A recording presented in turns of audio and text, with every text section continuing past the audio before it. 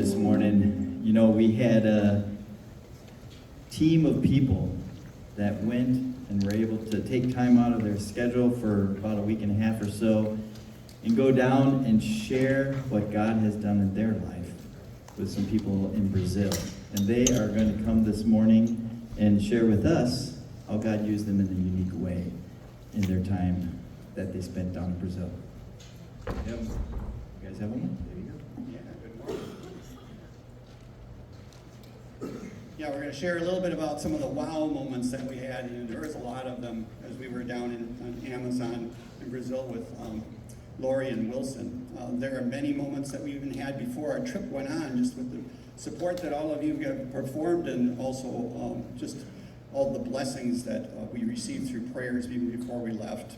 But one of the things for me was basically most memorable, and that was sitting down with Wilson along at a time when it was kind of quiet on the boat, and he was going through his testimony and also just showing a little bit about his ministry that he was doing down there in the Amazon. And he shared his mission, and one of the verses he stated was from Galatians 2:20. It says, "I have been crucified with Christ. It is no longer I who live, but Christ lives in me. And the life which I now live in the flesh, I live by faith in the Son of God, who loved me and gave himself for me."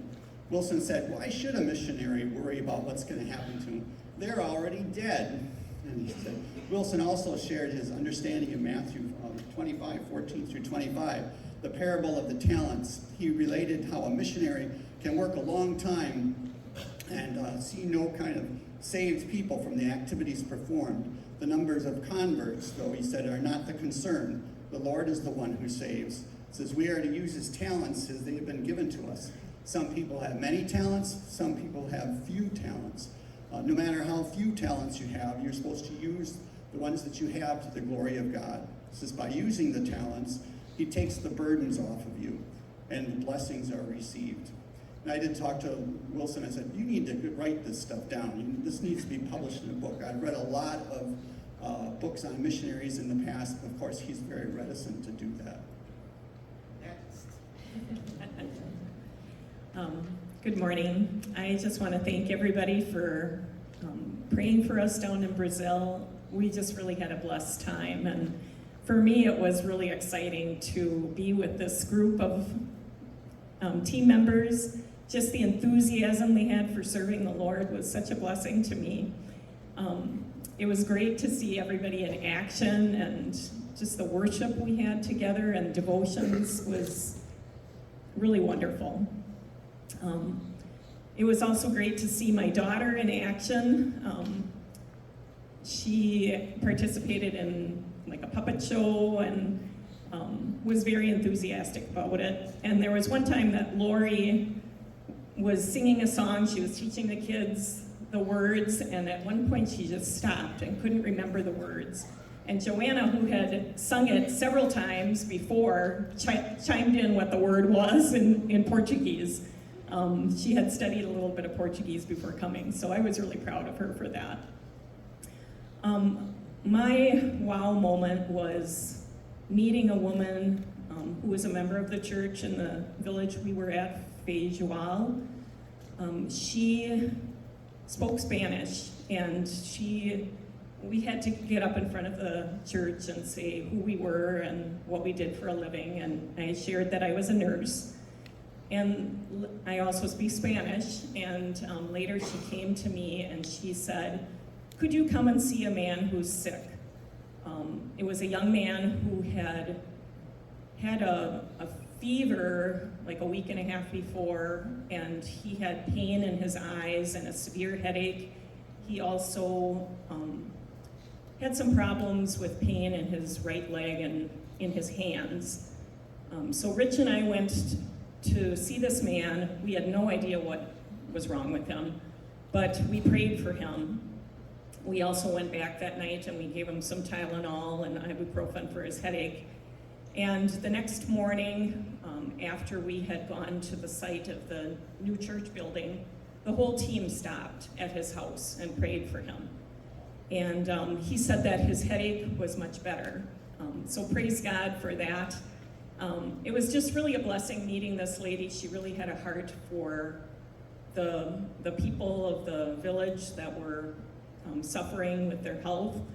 And most of the people there spoke either their native language, Chikuna, or they spoke Portuguese. And this lady, by a miracle, spoke Spanish, which I can speak, and so can Rich.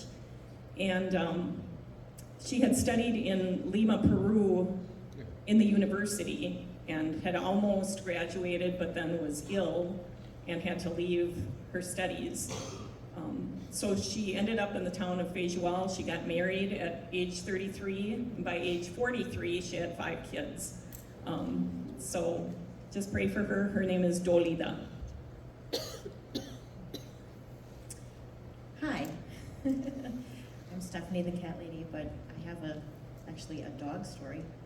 But first I have one story about how God's plans are bigger than ours. So Lori and Wilson went into town to get some supplies for the cooks.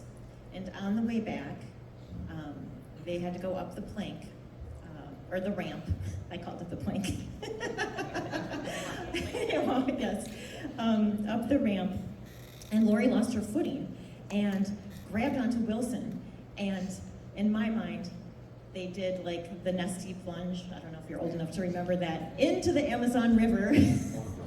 So they weren't hurt. Everything was okay except for Wilson's phone that was in his back pocket. So his phone obviously stopped working, and he couldn't contact the next village where we were supposed to go and minister to.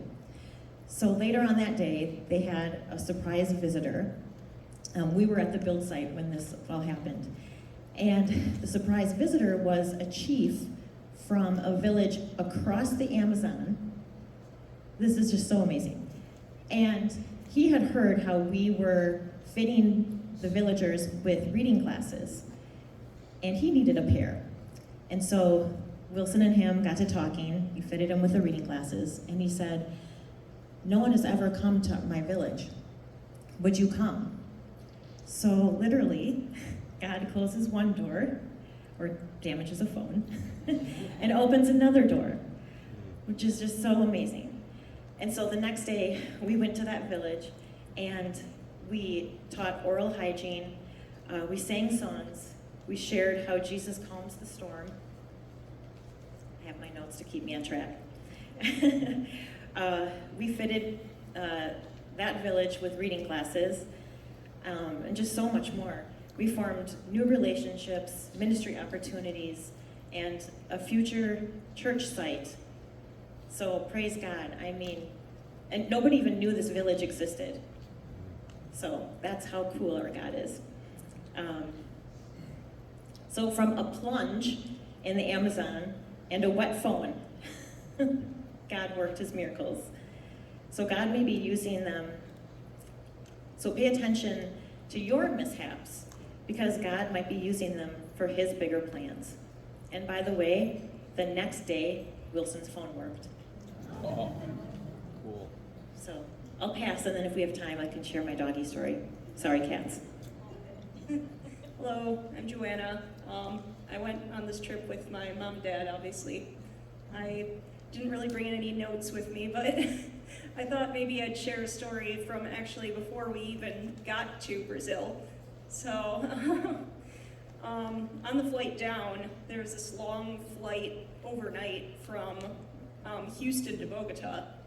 And on that flight, we were served a meal in the middle of the night, and I didn't really get much sleep at all on the flight. I don't think any of us did, really.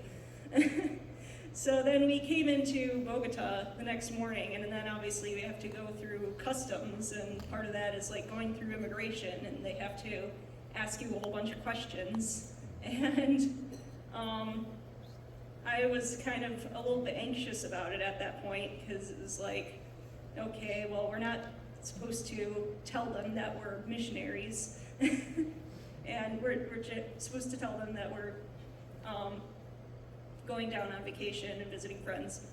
And also there's just, I don't really speak Spanish that well. I know a little bit. I studied a little bit of Spanish in high school, and I studied a little bit of Portuguese before going on the trip, but I don't know a whole lot. So I was just kind of feeling anxious about having to go up there by myself and explain everything. But then, as it turns out, when it comes to doing those things, you're allowed to go with your family members. So it ended up being that I went with my mom and dad, and they were able to explain the whole thing, and they spoke Spanish, so so that really worked out. I think just in general, God was watching over us on the trip. Like every day in the Amazon, like we'd be able to have a siesta during the afternoon, and so we never got too worn out, and I don't think so. Yeah, God was taking care of us and watching over us. My name is Michelle, and I definitely need notes. So, first off, thank you, brothers and sisters, for your support in this beautiful adventure. Deeper into God's love. Not as the world loves, but rather God's perfect love. Something very interesting happened to me this year. I had a contrast of what the world calls love and God's love. In February of this year, I flew to Punta Cana to participate as a guest in a destination wedding. This was one of those all-inclusive resorts where once you get there, all the food, drink, entertainment is free, except the word free means it's already been paid for you by you in advance. So it was definitely an adventure, and I was attending a wedding with people I loved, mainly my daughter, who was standing up in the wedding of her best friend from high school. But as I was in this tropical paradise, attending this wedding, a celebration of love, and experiencing all the things the world loves and calls love, I just saw how crazy carnal love looked when it was all in one place at one time. It was literally a carnival. I couldn't see anybody pursuing God or his ways, and I felt like I was being pulled from God's love. There was a metaphor that kind of ran through this because we were right by the ocean, and I was playing in the ocean waves, and it was like, you know, when the waves pull you out and then they crash you back into shore, and it was exhilarating and it was fun, but it was also exhausting. So I bring this up because it set me up for my experience on this mission trip into the Amazon with people who love God and try to love the world as Jesus does. God's love was so beautifully experienced on this trip into the Amazon rainforest of Brazil, Colombia, and Peru. Connection to God was encouraged and prioritized through our Bible study and prayer, our daily activities, our interactions, just being close to other people who were doing the same thing. Our discussions were centered around God and God's love. My connection with my brothers and sisters. Sorry, wait to get to this.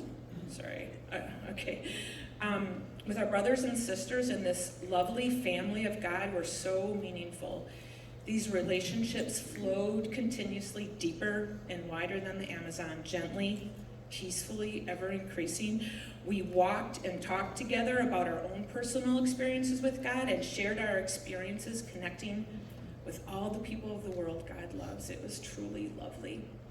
So this Jesus way of loving God and loving others is such a beautiful adventure.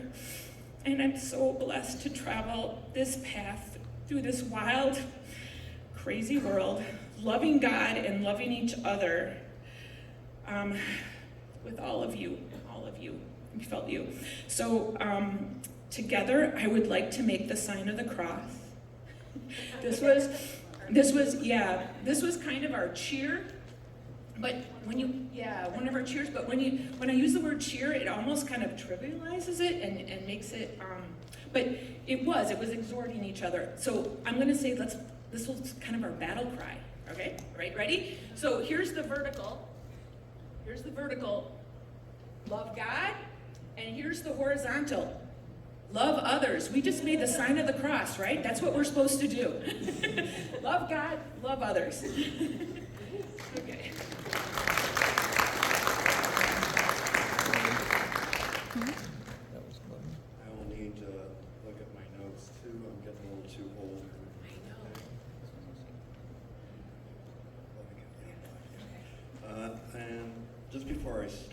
was thinking of something that Joanne was saying.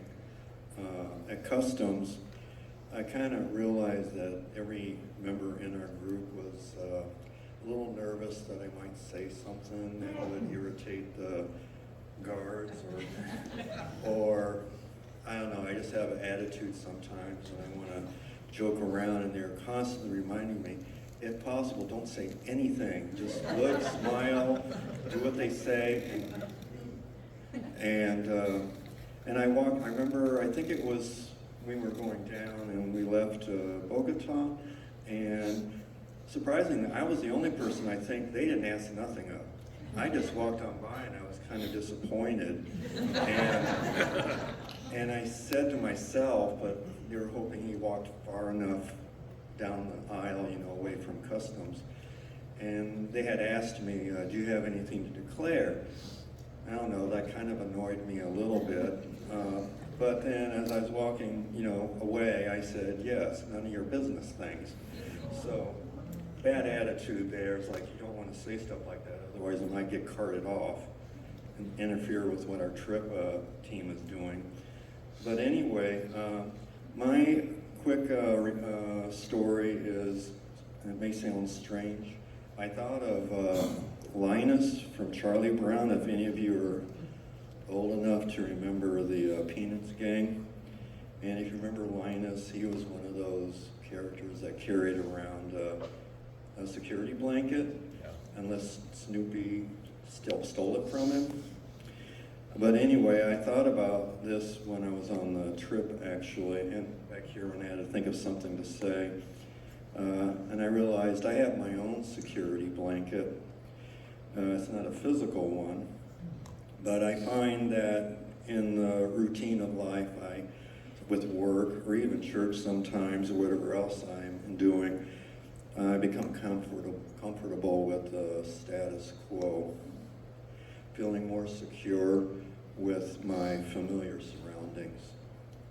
And the Amazonas, Jesus put me in a less familiar surrounding that tested my sense of feeling secure, and it was a time instead to trust the Lord for my safety, allow Him to be my security blanket instead.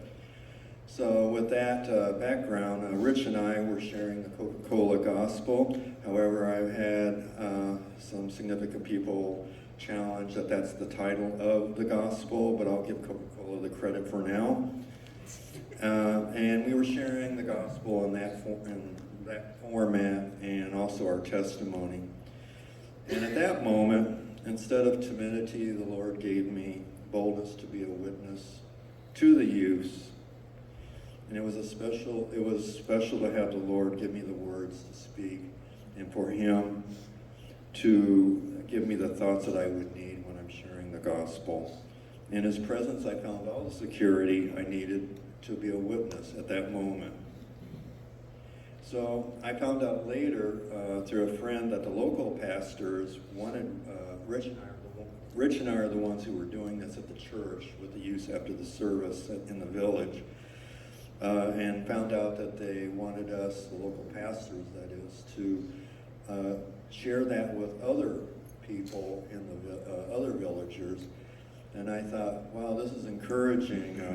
If I had not stepped out in faith through the Lord, it wouldn't have turned out better. And instead, I can just give up that old lint-filled security blanket and take on the Lord's security instead, and be able to step out of my comfort bubble, if you want to call it that. Well, thank you.